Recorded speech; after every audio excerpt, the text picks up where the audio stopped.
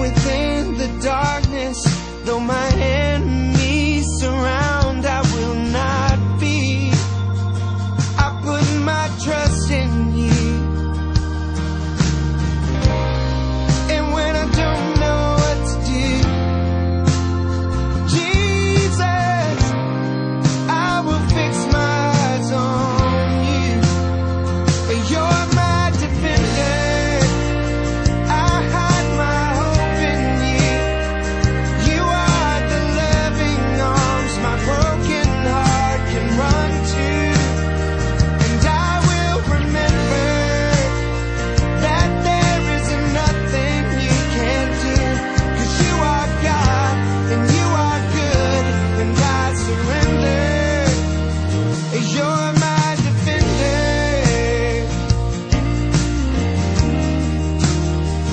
You're my defender.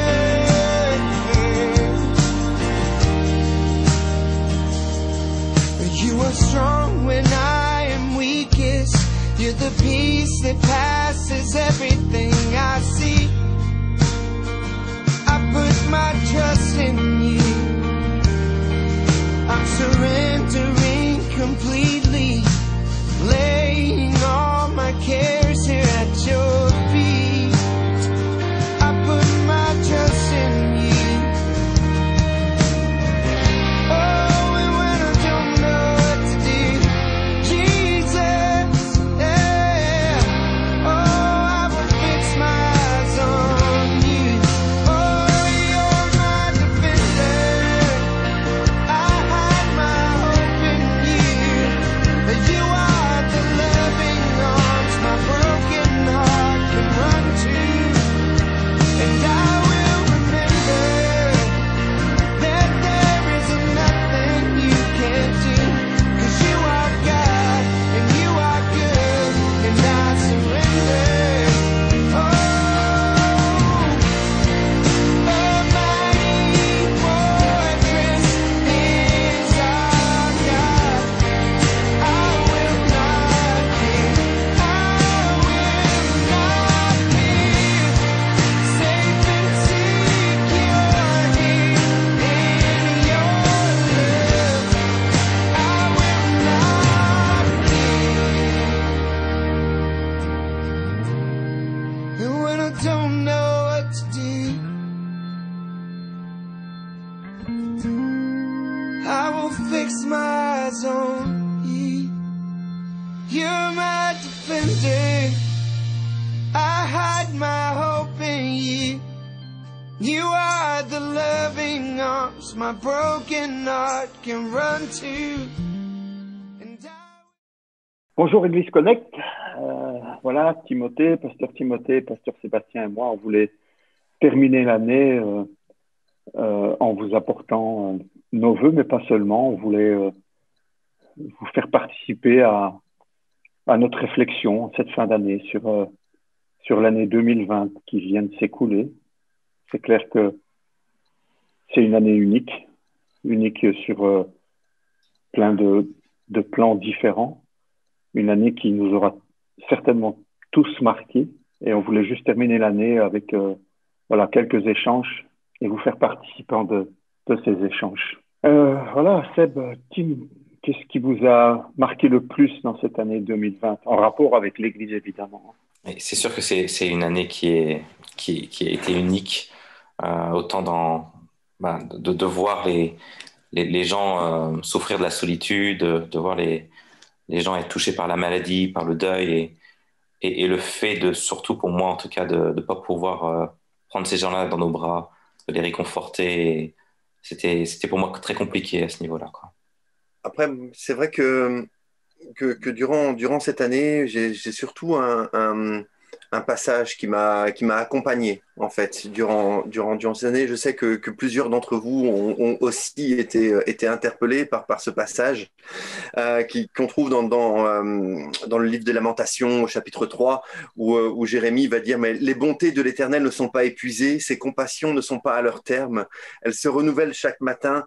Oh, que ta fidélité est grande. Et et c'est vrai que quand on vit des temps difficiles ou quand on est frappé par le deuil ou la maladie, c'est évidemment plus compliqué dans nos vies. Mais mon regard, en fait, sur cette année 2020, c'est un regard où je me rends compte de la fidélité de Dieu et de comment Dieu a été fidèle dans ma vie, en premier lieu, dans la vie de ma famille, mais aussi dans la vie de l'Église. Et, euh, et je suis impressionné, vraiment, par la fidélité de Dieu. Et toi, Eric? Moi, si on parle de verset qui m'a accompagné, c'est ce verset qui dit arrêtez, sachez que je suis Dieu. Mm. Vous savez que je suis un petit peu activiste sur les bords, un petit peu avec des difficultés pour m'arrêter, pour arrêter de faire des choses, toujours à la recherche de nouvelles choses à faire, de nouvelles aventures. Et cette année-ci, quelque part, Dieu m'a forcé à m'arrêter, vraiment. Et à apprendre à me réjouir de ne rien faire. C'est compliqué pour moi, ça. Il m'a mis à l'arrêt, en fait. Littéralement, il m'a mis à l'arrêt. Il nous a mis tous à l'arrêt. Et certains, peut-être, en ont tiré profit. Moi, j'ai essayé d'en tirer profit, en tout cas, dans mes cultes personnels, dans mes moments d'intimité avec Dieu, d'essayer d'approfondir ça. Je pense que c'est ce que Dieu attendait de moi, en tout cas, pendant cette année. Une année marquée par des joies et des peines. Quel est l'événement qui vous a le plus attristé? Il y a un événement particulièrement, hein, forcément, je pense tout de suite au deuil des personnes qui sont décédées dans l'Église. Les différentes personnes, surtout Tchétina pour moi en tout cas, qui m'a beaucoup affecté, mais aussi les autres aussi. C'était un moment difficile pour chacun de nous. Et voilà, c'était très compliqué en tout cas pour moi cette période-là. Ouais, c'est évident, moi, je rejoins aussi, hein, c'est Sébastien. Je crois qu'en tant que pasteur, on a un cœur pour l'Église et que notre cœur a été, j'allais dire, je vais dire malmené. Il a été, on a eu des moments difficiles, et évidemment le deuil, la maladie, le fait de ne plus avoir de contact. Donc c'est vraiment, je dirais pas que c'est une souffrance chez moi, je dirais pas jusque là, mais c'est quelque chose qui m'a marqué, qui m'a pesé, qui a été très lourd euh, pour moi. D'autant que dans ces moments-là, on ne comprend pas tout de suite pour les pourquoi de Dieu. Et même après longtemps, on a du mal à les saisir. Mais pour moi, ça a vraiment été oui, une année avec évidemment des joies, mais avec des peines, une forme de lourdeur, très souvent. Ouais, c'est vrai que l'événement marquant négatif de cette année 2020, c'est sûr que ce sera les décès, sachant que j'en ai connu aussi sur l'église de Manage, avec le décès de mon père, entre autres. Mais le choc, ça a été le choc. Pour moi, ça a été le décès de notre diaconesse bien-aimée Tchétina, où on a crié, on a été, je ne sais pas combien, à implorer Dieu, à prier, et où Dieu en a décidé autrement. C'est vrai que ça a été compliqué, ça a été difficile. Et même pour nous, les pasteurs qui avons des années de conversion, ça reste quand même des moments où on ne comprend pas. On ne sait pas pourquoi Dieu permet certaines choses. Ouais, des moments difficiles. Et les moments de joie, alors, quels ont été les moments de joie? Est-ce qu'il y en a eu? Quand même, quand Quand même. même. Bien sûr. Alors, je crois qu'on peut, on pourrait ressortir plusieurs choses. Moi, ce qui m'a profondément réjoui durant cette année, c'est quand même de voir que malgré les circonstances, malgré le confinement, notre témoignage ne s'est pas arrêté. Que ce soit à travers j'allais dire, les moyens techniques, mais même des formes nouvelles, quand on pense, par exemple, aux sorties SDF ou des choses comme ça qui se sont approfondies. Je trouve que notre témoignage ne s'est pas arrêté. Et ça me réjouit parce qu'on ne sait pas ce que l'avenir va nous réserver. Mais je crois vraiment que pour ceux qui veulent servir le Seigneur, il y a toujours un moyen de le faire. Il y a toujours quelque chose où le Seigneur nous permet d'être à son service. et de pouvoir propager sa parole et de pouvoir témoigner. Donc ça m'a profondément réjoui durant cette année. À titre personnel, ce qui m'a réjoui, c'est le mariage de mon deuxième fils, évidemment, même si ça s'est fait dans des conditions plus que compliquées. Je pense que ce qui fait un mariage béni, c'est pas le nombre d'invités, c'est pas la fête même de mariage. Je pense qu'il fait un mariage béni, c'est ce que le couple vit et l'amour entre eux et leur attachement au Seigneur. Et ça, c'est un sujet de réjouissance pour moi. Mais au niveau de l'Église, moi, ce qui m'a profondément réjoui, je ne sais pas si c'est le bon mot, mais il y a un mot qui me vient à l'esprit, le mot résilience. Cette capacité que certains dans l'Église, qu'une grande partie de l'Église, je vais dire, a eu de rebondir, de ne pas se laisser enterrer quelque part, mais de saisir les occasions qui se présentaient pour témoigner de Christ. Je pense effectivement à ce que vous avez déjà cité, mais voilà, les repas qu'on a offerts dans les hôpitaux, les dessins que les enfants ont pu envoyer aux personnes isolées, les colis alimentaires qu'on a continué à distribuer, même si dans des conditions différentes et plus difficiles, les sorties SDF et le travail qui est fait parmi eux. Moi, je suis étonné de voir comment l'Église a cette capacité de rebondir, ce qu'on appelle la résilience, c'est-à-dire de pouvoir tirer profit même de des situations difficiles, cette capacité de pouvoir se relever même quand... et je vois la main de Dieu derrière ça. Je pense que ce n'est pas seulement l'effort humain.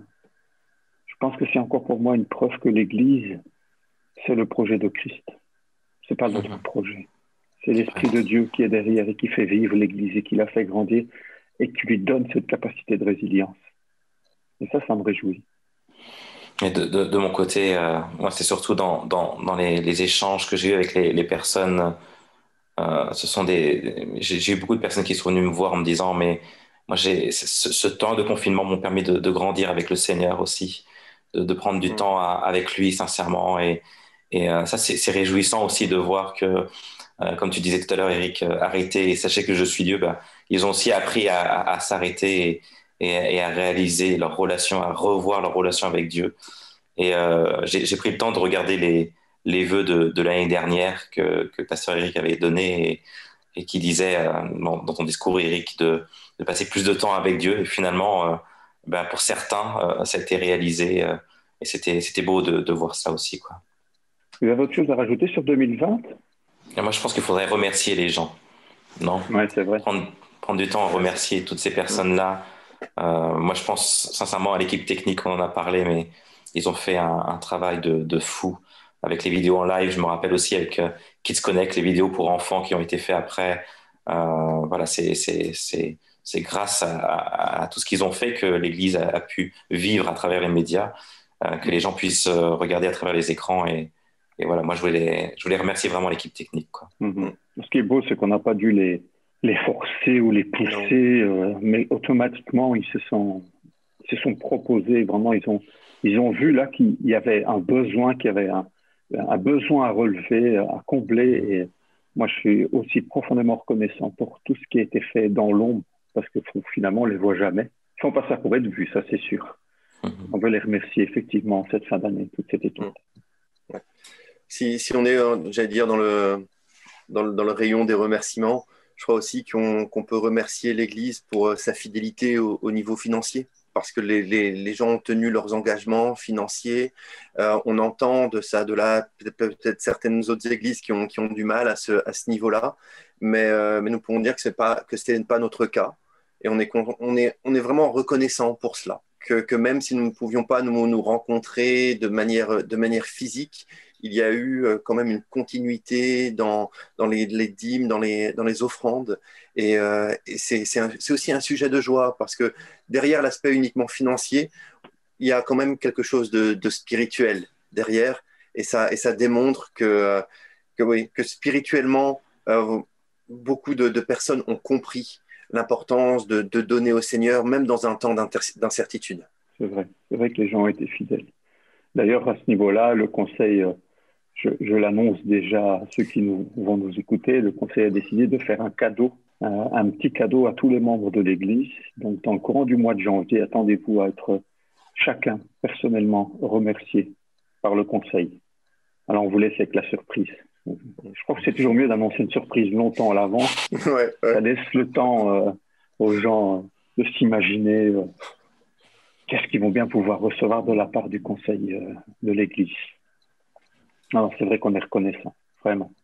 Et là, de nouveau, sans insister énormément, sans avoir dû rappeler sans cesse, attention, n'oubliez pas de verser vos dîmes. Non, ça s'est fait aussi de manière assez naturelle et ça montre aussi la maturité de l'Église. On a aussi été, on a été aussi beaucoup soutenus au niveau de la prière. J'ai eu aussi beaucoup de personnes qui disent on prie pour vous, les responsables. Et moi, je tenais à remercier aussi l'Église parce que l'Église prie pour nous aussi et on se sentait soutenu aussi. Donc voilà, c'est important de le souligner aussi. C'est vrai qu'on a de la joie à servir une Église qui répond. On a de la joie à être au service d'une Église qui vit, qui répond, qui bouge. Et moi, j'apprécie particulièrement les initiatives qui ne viennent pas du Conseil, comme les SDF, par exemple, les sorties SDF. Ouais. Aucun de nous n'avons été demandés à l'un ou à l'autre, ça serait bien d'eux. C'est venu d'eux, ça vient de la base, on dirait. Et il n'y a rien de plus beau que les initiatives qui viennent directement des membres de l'Église. Même les pizzas à l'hôpital. Ouais. Ça ne vient pas de nous non plus, tout cela. Quoi. Non, c'est ça qui est beau. C'est que, voilà. Et donc, on veut aussi remercier toutes ces personnes-là qui ont cherché, qui se sont posées des questions pendant le confinement, en disant, mais comment est-ce qu'on pourrait faire la différence, comment est-ce qu'on pourrait toucher le monde, etc. Moi, j'apprécie énormément cela. Donc, n'hésitez pas si vous avez des idées ou si vous avez des initiatives, vous pouvez toujours nous en parler. On est preneurs. Bon, dans la limite du raisonnable, évidemment. Ouais. 2020, une année qui nous aura marqué quand même. Vraiment une année particulière pour tout le monde sur toutes sortes de points différents. Et 2021 alors, quelles sont vos attentes? Quelles sont vos attentes pour l'Église pour 2021? La première des choses, c'est qu'on puisse se retrouver, se rassembler, de revivre la vraie communion fraternelle. Ça, c'est la plus grande des attentes, je pense, de l'Église, mais aussi du Conseil. On a hâte de se retrouver, vraiment. Après, moi, une église sans communion fraternelle, c'est pas une église. C'était un des piliers d'Actes. C'était l'enseignement des apôtres, mais c'était aussi la communion fraternelle. Et là, on est un peu limité, quoi. Un peu beaucoup même, ces derniers temps. Moi, je veux être optimiste pour 2021. Vous voyez, allez, beaucoup de gens ont dit oui, l'année 2020, c'était une année particulière, etc. Ok, ça je veux bien, mais je veux aussi être optimiste pour cette année 2021 et dire mais qu'est-ce que le Seigneur veut pour ma vie, qu'est-ce que le Seigneur veut pour ma famille, qu'est-ce que le Seigneur veut pour l'Église. Il y a un moment quand dans ce passage qui dit arrêtez et sachez que je suis Dieu, il y a cette réalité que Dieu nous arrête, mais aussi la réalité que Dieu lui ne s'arrête pas. Et je suis convaincu que dans quelques années, on pourrait avoir une discussion encore tous les trois ensemble, dans 3, 4, 5 ans, et reparler de cette année 2020 et dire, ben voilà, qu'est-ce que le Seigneur a préparé, qu'est-ce que le Seigneur a fait durant cette année où nous étions arrêtés, mais aussi qu'est-ce qui s'est concrétisé en 2021, qu'est-ce qui a été planté, qu'est-ce qui a été préparé finalement durant l'année que nous avons vécue et qu'est-ce qui va arriver en 2021. C'est pour ça que moi je veux être optimiste, moi je suis plein d'espérance. Jésus est le même et je crois qu'il y a des bonnes choses qui nous attendent. Et c'est important d'avoir un regard et un regard plein d'espérance, un regard plein de foi aussi sur ce que Dieu va faire et ne pas se dire oui bon on ne sait pas quand on va se déconfiner, on ne sait pas quand le virus va s'arrêter. Oui ça bien sûr. Mais il y a qu'est-ce que le Seigneur va faire. Et ça, moi, je suis impatient de voir qu'est-ce qu'il va faire dans ma vie et dans la vie de l'Église. Je priais ce matin justement par rapport à, un peu dans la même pensée que toi, Tim, avec ce sentiment qu'il est de notre devoir, de notre responsabilité, principalement parce que nous sommes pasteurs de l'Église, de discerner les temps qui sont devant nous. Parce qu'il y aura un avant et un après Covid, ça c'est sûr. Il y a des choses quand même aussi difficiles, à mon avis, qui vont qui seront devant nous et des choses qui ne seront plus jamais les mêmes aussi devant nous. Et moi, je prie que le Seigneur nous donne du discernement pour comprendre qu'est-ce qu'il attend de nous, pour comprendre comment est-ce que nous devons vivre l'Église en 2021 et comment rester dans sa volonté et ne pas nous égarer quelque part. Parce que j'ai le sentiment qu'on pourrait s'égarer, on pourrait passer à côté de ce que Dieu veut pour l'Église en 2021. Ma prière, c'est qu'on ait ce discernement, vraiment. On a une responsabilité à conduire le troupeau, on a une grosse responsabilité à conduire le troupeau de Dieu, à prendre soin d'eux, à les enseigner, à les mettre en garde.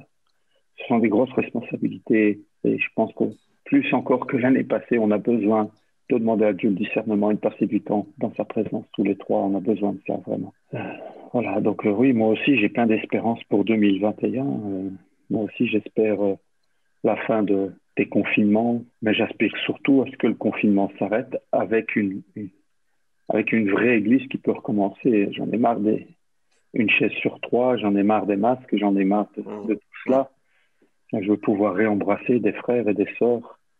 Je veux pouvoir de nouveau prendre dans mes bras celui qui a besoin de pleurer sur mon épaule. Je pense qu'il y a des gens qui ont souffert de ne pas pouvoir laisser s'exprimer leur souffrance et leur tristesse, de devoir la contenir, de devoir la garder pour eux, de ne pas pouvoir la laisser s'extérioriser. Il n'y a rien de plus terrible, je trouve.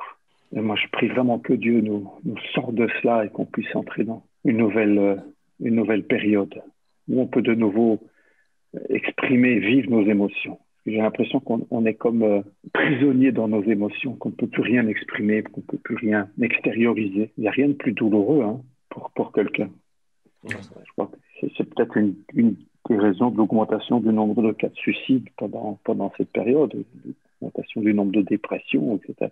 On n'est pas fait pour vivre comme ça. Dieu nous a créés social, Dieu nous a créés relationnels. Et donc, quelque part, il y a une souffrance en chacun de nous, à nous en tant que bergers, à être sensibles à ça et à aider nos bien-aimés à rester sains de corps et d'esprit dans cette période.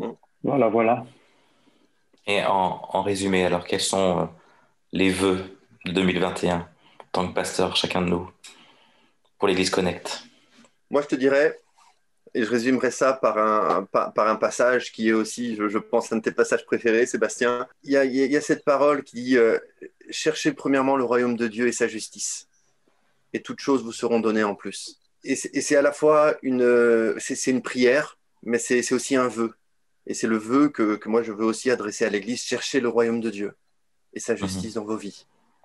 Et après, tout le reste, ça vient après. Mais le royaume de Dieu, la volonté de Dieu, la justice de Dieu dans nos vies. Et ça sera une belle année qui nous attend. Et toi, Eric? Moi, si je dois, comme ça, à froid, dire qu'est-ce que je souhaite le plus pour 2021, je vais dire la même chose qu'en 2020. Moi, ce que je souhaite, c'est que chaque brebis de Connect approfondisse sa relation personnelle avec Dieu. Parce que c'est la clé. C'est la clé d'une église en bonne santé.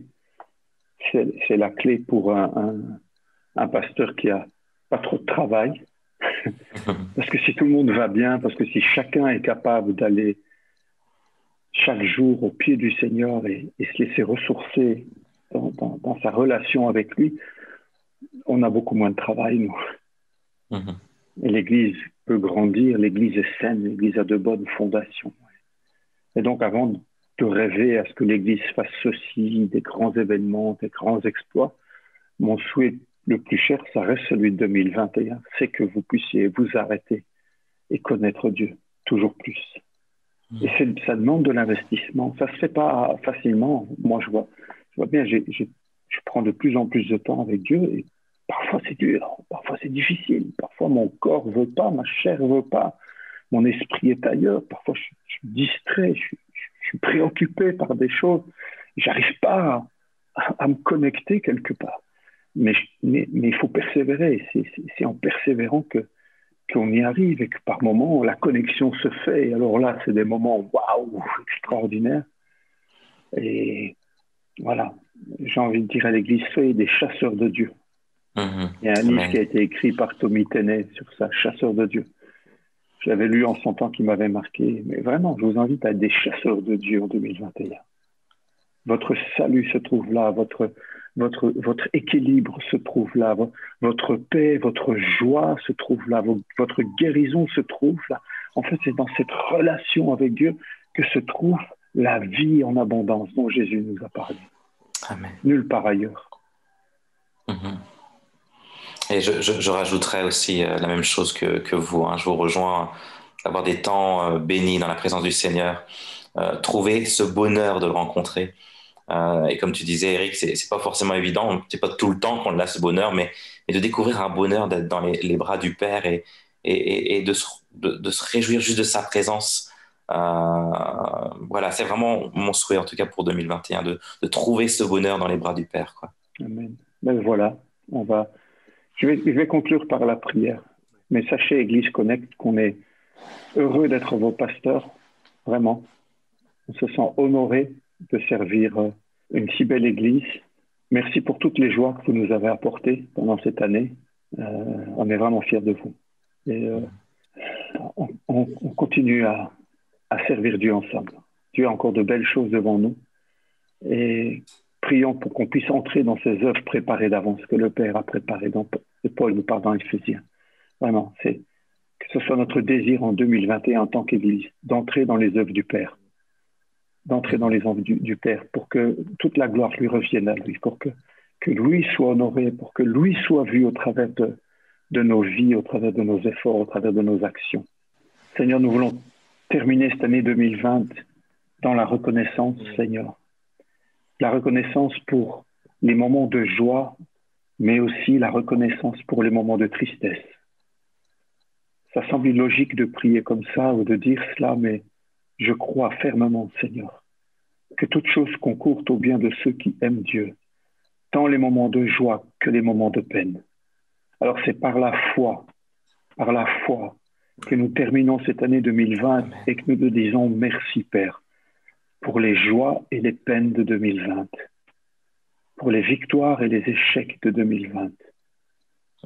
Nous déposons tout cela entre tes mains, Père, et nous portons un regard plein de foi sur 2021.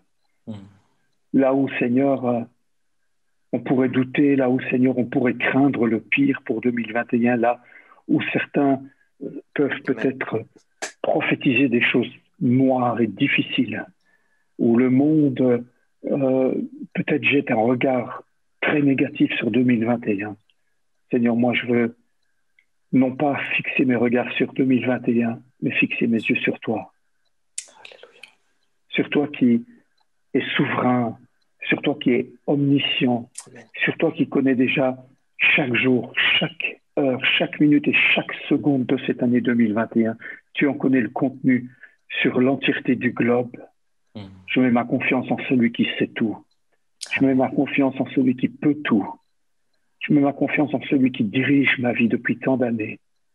Et Seigneur, je veux aborder 2021, non pas avec un regard rempli d'inquiétude, mais un regard rempli de confiance en qui tu es, Seigneur. Vraiment, communique cette foi à ton Église. Merci, Seigneur. Amen. Amen. Amen. Voilà. Nous vous souhaitons nos meilleurs vœux pour 2021. Que Dieu vous bénisse. Amen. Amen.